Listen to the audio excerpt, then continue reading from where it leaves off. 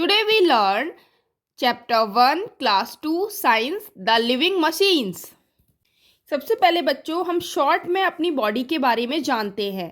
हमें पता है बॉडी के अंदर क्या होते हैं, ऑर्गेन्स होते हैं। ऑर्गेन्स को हमने 2 पार्ट्स में डिवाइड किया, एक्सटर्नल ऑर्गेन्स और इंटरनल ऑर्गेन्स। तो एक्सटर्नल ऑर्गेन्स वो ऑर्गेन्स होते हैं जो हमें बाहर से दिखाई देते हैं, जैसे कि हेड, आई, ईयर, टंग, हैंड, लेग्स, ये सब हम आराम से देख सकते हैं। सभी की बॉडी में हमें दिखता है, आराम से हम टच भी कर सकते हैं। तो ऐसे ऑर्गेन्स को हम एक्सटर्नल ऑर्गेन्स बोलते हैं।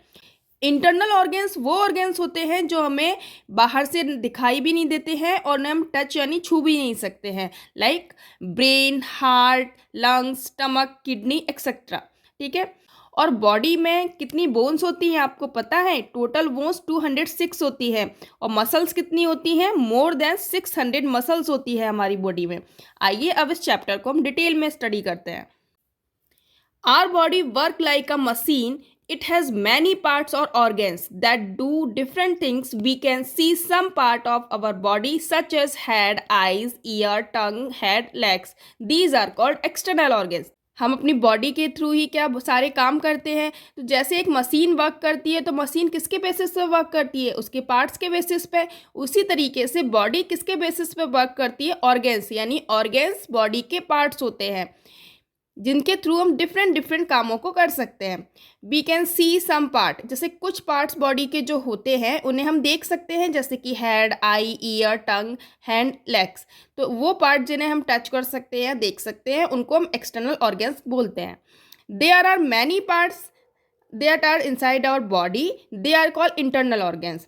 We cannot see them. The brain, heart, lungs, stomach are the some internal organs of our body. Let us read about them.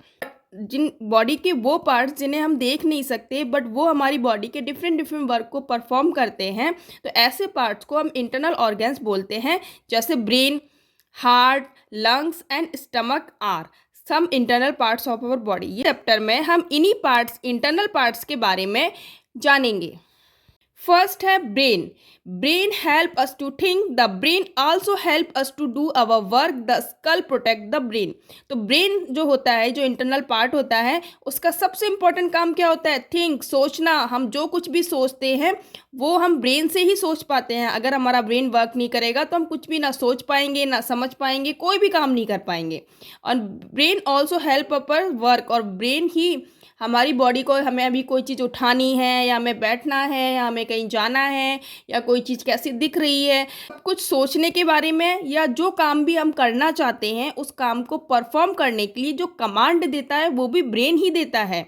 The skull protect the brain, और जो स्कल होता है ना, जो हमारी खोपड़ी होती है ऊपर से, जिसे हम टच कर सकते हैं, उसका काम होता है ब्रेन को प्रोटेक्ट करना। के अंदर जो ब्रेन होता है वो काफ़ी सॉफ्ट होता है। अगर नेक्स्ट है हार्ट। ये देखिए पिक्चर जो आपको दिख रही है वो किसकी पिक्चर है? हार्ट की पिक्चर है। हार्ट कुछ इस तरीके का दिखता है। तो heart is one of the most important organ of our body. It pumps blood to all parts of the body. Heart जो है वो बहुत इंपॉर्टेंट पार्ट होता है। क्यों? क्योंकि ये बॉडी के सारे पार्ट्स में ब्लड प्रोवाइड करता है। ब्लड जो हमारी बॉडी में सर्कुलेट होता है ना, आप सभी ने देखा है ना, ब्लड है ना, किसी को चोट लग जाती है तो रेड कलर का जो सब्सटेंस निकलता है उसको क्या बोलते हैं? ब्लड, है ना। तो ब्लड को पूरी बॉडी में सर्कुलेट करने का काम जो करता है वो हार्ट करता है। इसलिए जब हार्ट वर्क करना बंद कर देता है तो उसी को हम हार्ट अटैक बोलते हैं। और ब्लड का भी सबसे, जो हम ऑक्सीजन लेते हैं वो हमारी बॉडी के अंदर डिफरेंट सारे पार्ट्स के पास जो पहुंचती है वो ब्लड में मिक्स होकर ही पहुंचती है। Heart beat sounds like lub dub lub dub. तो हार्ट बीट की जो साउंड होती है, अगर हम स्टेथोस्कोप से सुनेंगे, जो डॉक्टर के पास आपने देखा है, तो वो लब डब साउंड सुनाई पड़ती है। तो a doctor use a stethoscope to listen the our heart beat. सभी लोग जब हॉस्पिटल जाते हैं तो डॉक्टर के गले में जो लटका रहता है ना, जिससे वो आपकी हार्ट बीट चेक करता है, उसको क्या बोलते हैं? स्टेथोस्कोप। नेक्स्ट है लंग्स। तो ये जो बच्चों ये पिक्चर दिख रहा है, किसका पिक्चर है? लंग्स का पिक्चर है। तो ये नोज होती है, ये इस तरीके से विंड पाइप होता है, और विंड पाइप किससे कनेक्टेड होता है? लंग्स से कनेक्टेड होता है। इससे होते हुए विंड पाइप के थ्रू ही ऑक्सीजन जो हम लेते हैं वो लंग्स तक पहुंचती है। Breathe through our lungs, they fill up with air when we breathe in, the lungs and the heart lie in the chest. तो जो हम ब्रीथिंग की प्रोसेस जो होती है, मतलब ब्रीथ मतलब क्या होता है? सांस को लेना और सांस छोड़ना। जो ऑक्सीजन लेते हैं और फिर कार्बन डाइऑक्साइड छोड़ते हैं, उस पूरी प्रोसेस को हम क्या बोलते हैं, ब्रीथिंग बोलते हैं। And they fill up the air when the breath in, और जब एयर इनके अंदर भरती है तो ये क्या हो जाते हैं, फिल अप हो जाते हैं, एयर से भर जाते हैं। The lungs and the heart lie in the chest, तो लंग्स और जो हार्ट होता है वो कहाँ पे होता है, चेस्ट के अंदर होता है। नेक्स्ट हमारा स्टमक, ये देखिए इस तरीके का कुछ स्ट्रक्चर होता है स्टमक का, और ये इस तरीके से माउथ से होते हुए, फूड पाइप से होते हुए, इस लिवर से कनेक्टेड होता है फूड पाइप, और फिर स्टमक तक पूरा जो भी खाना हम खाते हैं वो इस तरीके से स्टमक तक पहुंचता है और वहाँ पे जाके डाइजेस्ट होता है। तो स्टमक भी हमारे लिए बहुत ही इंपॉर्टेंट ऑर्गेन है। Stomach is below the chest, ये चेस्ट के नीचे होता है। It looks like a bag, the food we eat goes into the stomach, ये एक बैग की तरह, ये देखिए इस तरीके से एक बैग की तरह दिखता है, और जो भी फूड हम खाते हैं वो स्टमक के अंदर जाता है। And the stomach help us to digest the food, और ये स्टमक जो होता है, जो भी फूड हम खाते हैं उसको डाइजेस्ट यानी उसे पचाने में हेल्प करता है, जिससे हमें एनर्जी मिलती है। नेक्स्ट टॉपिक है किडनी। ये देखिए ये जो साइड से दो स्ट्रक्चर आपको दिख रहे हैं, इनको हम क्या बोलते हैं, किडनी बोलते हैं। किडनी का मेन वर्क होता है शरीर में जितनी भी गंदगी होती है उसको बाहर निकालना और अच्छी चीज़ों को रोक के रखना। किडनी को हम फिल्ट्रेशन यूनिट भी बोलते हैं। The waste in the body has to be removed regularly, this help the body to work smoothly. The kidney remove the waste from our body, it help it removing waste from the body. तो शरीर में जो भी गंदगी है या जो भी अनडाइजेस्टेड फूड है उसको रेगुलरली डेली रिमूव होना बहुत ज़रूरी है। अगर वो बॉडी से बाहर नहीं निकलेगा तो अंदर ही अंदर वो पॉइजनस बन जाएगा, जो कि हमारी हेल्थ के लिए बहुत ही हार्मफुल होगा। और इस रिमूव करने को, बॉडी का जो वेस्ट है उसको रिमूव करने में हेल्प कौन करता है, किडनी हेल्प करती है। इसलिए किडनी को हम फिल्ट्रेशन यूनिट भी बोलते हैं, और ये भी हमारी बॉडी का बहुत इंपॉर्टेंट पार्ट है। नेक्स्ट होती है बोन्स एंड मसल्स। ये देखिए इस तरीके से ये बोन्स होती है ना, आप टच करते हो बॉडी को दिखते हैं ना हार्ड हार्ड सा, उसको बोन्स बोलते हैं। और उसके ऊपर जो मसल्स होती है हमारी, तो feel your right arm with your left hand. अगर तो आप अपनी राइट आर्म को लेफ्ट हैंड से टच करोगे तो फील समथिंग हार्ड, तो तुम्हें कुछ हार्ड हार्ड फील होगा। ये जो हार्ड फील हो रहा है वही हमारी बोन है।